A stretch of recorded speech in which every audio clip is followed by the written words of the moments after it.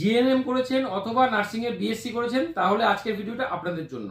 কিভাবে আপনারা অ্যাপ্লাই করবেন, কি পোস্ট বেরিয়েছে, সমস্ত কিছু আমি ডিটেলসে কম্পিউটার স্ক্রিনে গিয়ে আপনাদের বলে দিই। কলকাতা মিউনিসিপ্যালিটির তরফ থেকে কিন্তু আপনাদের ভালো রকম একটা স্টাফ নার্স পোস্টের জন্য অ্যাডভার্টাইজমেন্ট বেরিয়েছে। ধরুন কম্পিউটার স্ক্রিনে গিয়ে আমি ডিটেলসে বলে দিই। তার আগে যদি চ্যানেলে প্রথমে এসে থাকেন, চ্যানেলটিকে সাবস্ক্রাইব করে রাখুন, কারণ এইরকম ভিডিও কিন্তু আমি প্রতিদিন নিয়ে আসি।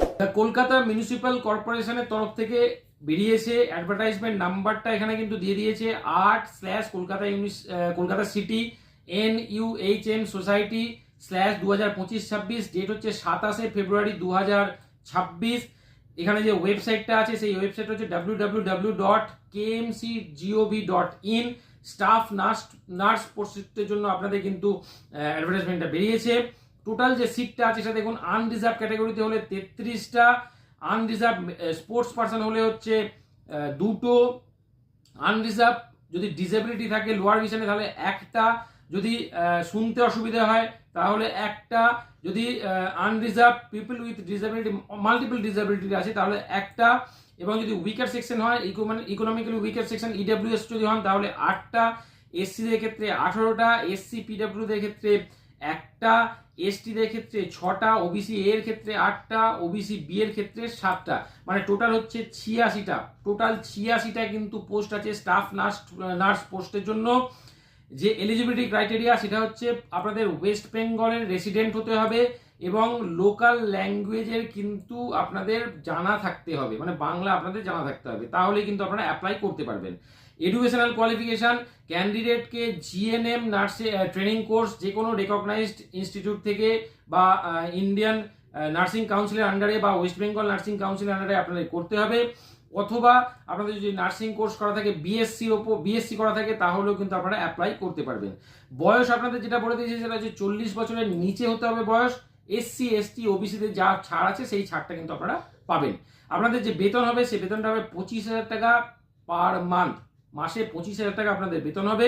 এবং আপনাদের কোনো রকম পরীক্ষা কিন্তু হবে না, শুধুমাত্র যে একাডেমিক কোয়ালিফিকেশন আছে সেই একাডেমিক স্কোরের ওপর কিন্তু আপনাদের স্কোর থাকবে। দেখুন দুটো স্টেজে আপনাদের হবে।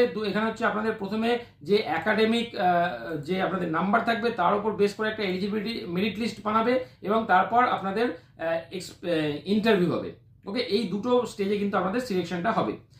দেখুন স্কোরিংটা কিভাবে হবে। স্কোরিং এর ক্ষেত্রে আপনাদের ক্লাস 12 এর ক্ষেত্রে 20 নম্বর, জিএনএম বা বিএসসির ক্ষেত্রে 50 নম্বর, ওয়ার্কিং এক্সপিরিয়েন্স যদি থাকে তাহলে 15 নম্বর এবং ইন্টারভিউ হচ্ছে 15 নম্বর, মানে টোটাল হচ্ছে 100 নম্বরে কিন্তু আপনাদের মেরিট লিস্টটা তৈরি হবে। এখানে পার্সেন্টেজটা বলে দিয়েছে, পার্সেন্টেজ মানে যে এইচএস বা বিএসসিতে আপনাদের যে পার্সেন্টেজ হিসাবে আপনাদের নাম্বারটা ডিভাইড হবে সেটা এখানে বলে দিয়েছে। এক্সপিরিয়েন্সের ক্ষেত্রে আপনাদের বলে দিয়েছে 1 বছরের থেকে কম হলে কিন্তু কোনো রকম আপনারা মার্কস পাচ্ছেন না। 1 বছর বা 1 বছরের থেকে বেশি 5 বছরের বেশি হয়ে গেলে কিন্তু আপনারা এই যে স্ল্যাবটা আছে এই স্ল্যাব অনুযায়ী কিন্তু এক্সপিরিয়েন্সের নাম্বার পাবেন। ওকে, এবার দেখুন যদি আপনাদের গ্রেড পয়েন্টে নাম্বারিং করা থাকে তাহলে পার্সেন্টেজটা কিভাবে বের করবেন। পার্সেন্টেজটা বের করার জন্য সিজিপিএ কে ডিজিপিএ দিয়ে ডিভাইড করবেন, 10 দিয়ে মাল্টিপ্লাই করবেন এবং সেখান থেকে -5 করে দেবেন, তাহলে কিন্তু আপনাদের পার্সেন্টেজটা বেরিয়ে যাবে। কি কি ডকুমেন্ট আপনাদের নিয়ে যেতে হবে যখন ইন্টারভিউর সময় ডাকবে, সেটা হচ্ছে আপনাদের এজ প্রুফ, মাধ্যমিকের অ্যাডমিট কার্ড, রেসিডেন্সিয়াল অ্যাড্রেস, সেক্ষেত্রে আপনাদের ভোটার কার্ড বা আধার কার্ড নিয়ে যেতে পারবেন বা পাসপোর্ট নিয়ে যেতে পারবেন।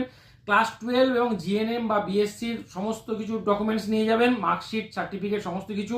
ওয়ার্কিং এক্সপিরিয়েন্স যদি থাকে তাহলে এক্সপিরিয়েন্স লেটার নিয়ে যাবেন, কাস্ট সার্টিফিকেট থাকলে কাস্ট সার্টিফিকেট নিয়ে যাবেন, এবং যদি ডিসেবিলিটি বা ইকোনমিক্যালি উইকার সেকশনের থেকে অ্যাপ্লাই করে থাকেন তাহলে কিন্তু সেই রেলিভেন্ট ডকুমেন্ট আপনারা নিয়ে যাবেন। ওকে, স্পোর্টস পার্সন হিসাবে যদি অ্যাপ্লাই করেন তাহলেও কিন্তু আপনারা যে ডকুমেন্ট আছে সেই ডকুমেন্টটা অবশ্যই নিয়ে যাবেন ইন্টারভিউয়ের সময়। ওকে, দেখুন ক্যান্ডিডেটকে কিন্তু কোনো রকম হার্ড কপি সাবমিট করতে হচ্ছে না এখন, শুধুমাত্র ইন্টারভিউয়ের সময় আপনাদের সমস্ত কিছু হার্ড কপি নিয়ে যেতে হবে। ওকে, কোনো রকম কিন্তু দেখুন এখানে বলে দিয়েছে কোনো রকম হার্ড কপি বা প্রিন্ট আউট কপি কিন্তু আপনাদের পোস্ট করতে হবে না। ঠিক আছে, তো তাড়াতাড়ি অ্যাপ্লাই করে দিন। যে ওয়েবসাইটটা বললাম ওই ওয়েবসাইটে গিয়ে kmc.gov.in ওখানে গিয়ে কিন্তু অ্যাপ্লাই করতে পারবেন। আজকে ভিডিওটা কেমন লাগলো অবশ্যই জানাবেন। আজকে এই পর্যন্তই, ধন্যবাদ।